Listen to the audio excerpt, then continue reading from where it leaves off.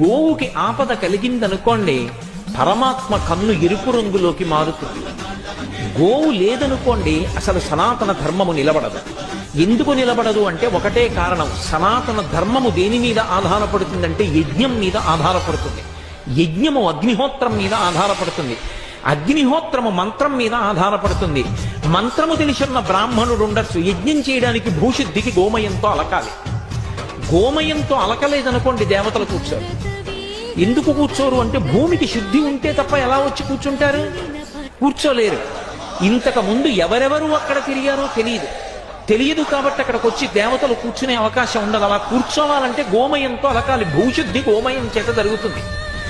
కాబట్టి గోవు లేదనుకోండి, గోమయం ఎక్కడి నుంచి వస్తుంది? పేడ.